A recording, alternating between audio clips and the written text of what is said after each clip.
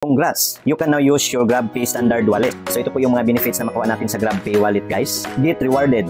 Earn points when you use GrabPay. Everyday convenience. Pay your bills and buy load from your app. Hi guys! Maligayang araw po ng Sabado, May 10, 2025. This is Melvin once again and welcome back to my YouTube channel. Itong vlog ko ngayon guys ay tuturuan ko po kayo kung paano gumawa ng Grab account. Kapag gusto kasi nating magpa-deliver ng mga pagkain sa bahay, mag-book ng taxi, magpa-deliver ng mga groceries, at kung ano-ano pang gusto nating ipa-deliver sa pamamagitan po ng Grab, ay hindi po tayo makapag-transact nito guys kapag wala po tayong Grab account.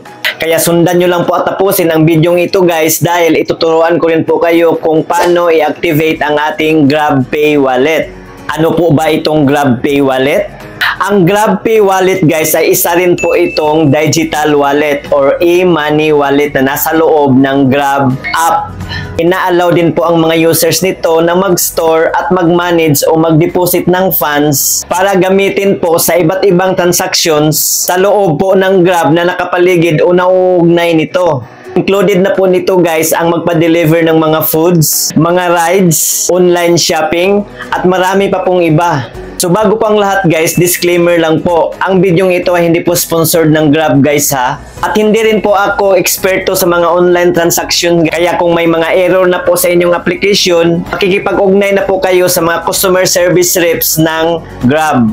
So, let's go! Bago po tayo magsisimula, kung bago ka pa lang po sa aking YouTube channel at sa mga di pa nakasubscribe, pakiclick mo yung subscribe button na nasa baba at pakihit yung notification bell para ma-notify po kayo sa tuwing may bago na naman akong mga tutorial video na i-upload sa aking channel. Maraming salamat po! So, let's start! Ito, panoorin nyo.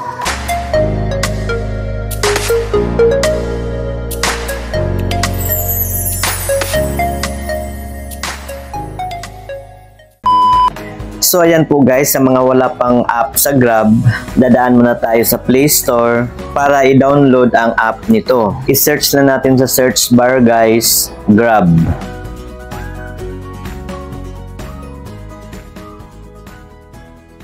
At ito po yun guys, i-click na natin ito. So ito na po yun guys, Grab Taxi and Food Delivery.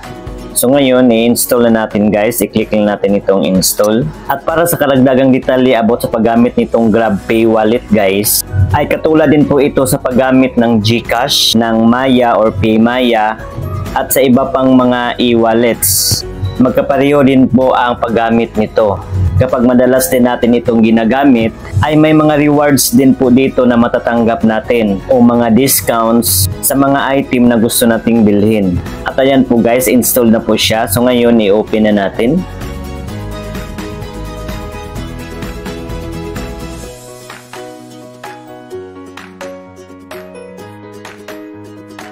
I-click na natin itong while using the app. At dahil gagawa pa po tayo ng account, itong sign up ang pipindutin natin.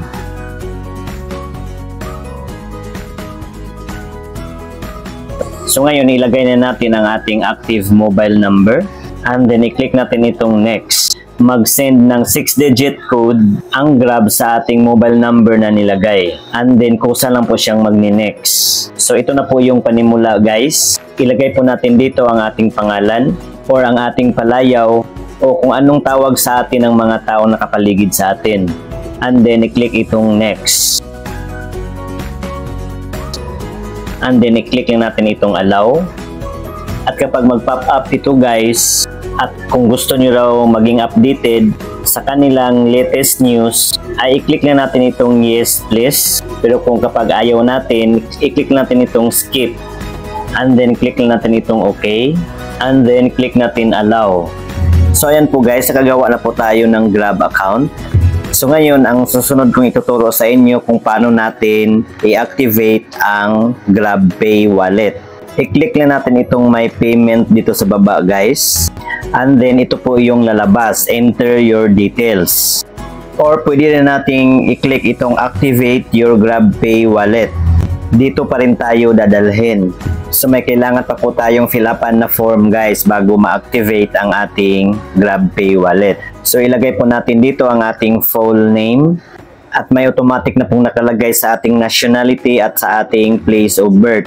Next po ay ang ating date of birth at dito sa baba ilagay po natin ang ating local address. Next po ay ang email address na naka-registered sa ating Grab.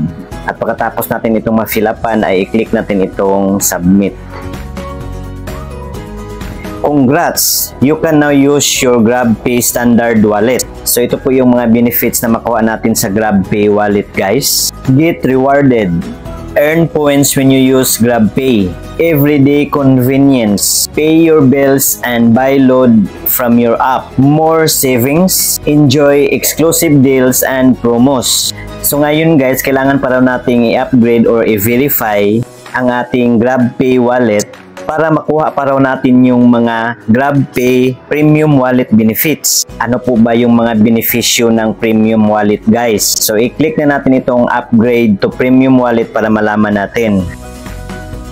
Verify your identity to enjoy GrabPay Premium Wallet benefits. So ito na po yung mga Premium Wallet benefits guys. Higher monthly cash in limit of 250,000 pesos. Pwede raw tayong makapag-cash in dito guys hanggang 250,000 pesos. So pangalawa, skip the line at banks. Di na raw natin pang kailangan pumunta sa bangko at pumila para mag-deposit. Dahil pwede raw tayong mag-transfer ng funds sa kahit anong local banks and e-wallets. At itong pangatlo guys, maka-earn daw tayo ng Grab Rewards points kahit saan daw po guys sa paggamit ng kanilang GrabPay card powered by Mastercard. So ngayon guys, magsimula na po tayong mag-verify. I-click lang natin itong verify now. And then i-click lang natin itong agree. So ito po yung first guys, source of funds. So i-click lang natin itong my box guys dahil may pagpipilian po tayo dito. So ang pinili ko po dito guys ay salary. Next po ay ang ating nature of work. So may pagpipilian din po tayo. Ang pinili ko po dito ay itong private company employee. Next po ay ilagay po natin ang pangalan ng ating pinagtatrabahoan. Name of employer. At pagkatapos ating malagyan, i-click natin itong continue. Next po ay dito na po tayo sa ating ID details. So mamimili na po tayo ng ID type na ipapasa natin dito sa Grab. At ito po yung mga ID type na tinatanggap ng Grab guys. Driver's license, SSS or UMID ID. At itong dalawang ito daw guys ay most recommended. Next po itong passport, TIN ID.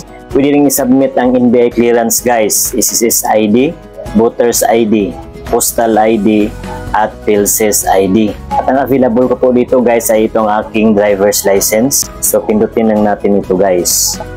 And then ilagay po natin dito sa baba ang ID number. And then pindutin po natin itong may camera icon dito sa baba para pipicturean na natin ang ating valid ID. At may mga instructions dito guys kung paano i-submit ang ID. Kailangan raw ay original ito guys. Hindi daw photocopy. Picturean daw ang harap at likod ng ID. At kailangan raw yung mga detalye ay mababasa. At kapag pipicturean lang natin ang ating valid ID guys, i-click na natin itong take a photo. At kapag may nakasave na po sa ating phone gallery, i-click lang natin itong upload document. So itong sa akin guys ay pipicturean ko pa lang. At ayan po, click lang sa while using the app. I-kasya lang natin ang ating valid ID dito sa frame. At kapag okay na po, i-click lang natin itong may camera icon sa gitna. At kapag hindi na po blurred yung pagkakuha, i-click lang natin itong use this. At ayan po, uploading na po siya. Next po ay ilalagay pa po natin ang ating local address. May mga lugar po tayong pagpipilian dyan. At kapag pareho lang po ang ating current address at permanent address, ay i-click na natin itong may maliit na box para malagyan ng check. Pero kapag hindi pareho yung permanent address sa current address nyo po, ay kailangan pa nating fill upan itong permanent address dito sa baba. At pagkatapos nating ma-fill upan, ay i-click natin itong continue. Next po ay magsi-selfie na po tayo guys. Ito po yung tinatawag na live verification. I-click na natin itong may camera icon guys. At sundin lang natin yung instructions dito guys. At auto capture po ito guys ha, kusa lang po itong magka-capture. At kapag okay na po, i-click na natin itong use this. At kapag gusto pa nating mag-retake, i-click na natin itong retake. At ayan po guys, submitting na po siya. Reviewing application. Turn on your notifications or go to the payments page to check the status. So i-click na natin itong got it guys. One more step to secure your wallet. Para maprotektahan daw ang ating Grab wallet guys, kailangan po ay gagawa po tayo ng PIN. So i-click na natin itong set PIN now.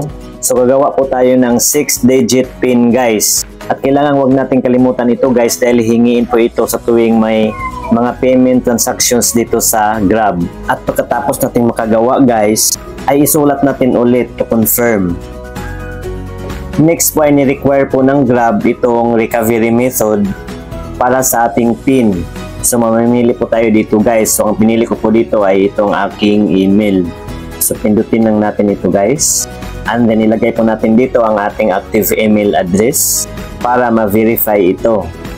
At pagkatapos nating malagyan, ay i-click natin itong submit. And then i-check po natin ang ating email dahil nag-send po ng verification code ang Grab doon. At kailangan within 5 minutes ay makuha na natin yung code doon. Dahil after 5 minutes may expire na po yan. So i-click na natin itong enter code. And then ilagay po natin dito yung 6-digit verification code na sinend ng Grab. And then kusa lang po yung magni-next. Grab PIN set up successfully. Next po ay kung gusto natin gumamit ng biometric guys, i-click na natin itong yes. Pero kung wag muna, itong not now ang pipindutin natin. That's okay. So i-click na natin itong got it. At ayan po guys, may nakalagay po dito guys. Verification incomplete pa po. So hindi pa po kompleto ang ating pag-verify. Dahil under review pa po ang ating application. Medyo matagal po bago natin malaman ang result ng pag-review sa ating application dito sa Grab guys. Pinakamatagal po ay aabot ng 1 buwan. Depende raw po sa iba't ibang mga komplikadong tungkulin na makikita nila sa ating application. So sinit aside ko muna ito guys. Nakaraan ng 1 buwan, mga first week of May, inopen ko ulit itong aking Grab account. At sa pag-open ko guys, ito na po yung makikita sa aking GrabPay dashboard. Pwede ko na pong magamit ang aking GrabPay wallet. So yun lang po guys, abangan nyo lang po ang iba ko pa pong mga tutorial video about nitong Grab. At sana may natutunan po kayo guys, paki-like na lang po sa video ito kung nagustuhan nyo at paki-share na rin sa iba para may idea din po sila. At para sa iba pa pong mga katanungan, pakisulat lang po inyong mga tanong dyan po sa comment section sa baba. So yun lamang po guys, maraming salamat sa panonood. See you again sa next kong mga tutorial video. Goodbye, God bless us all.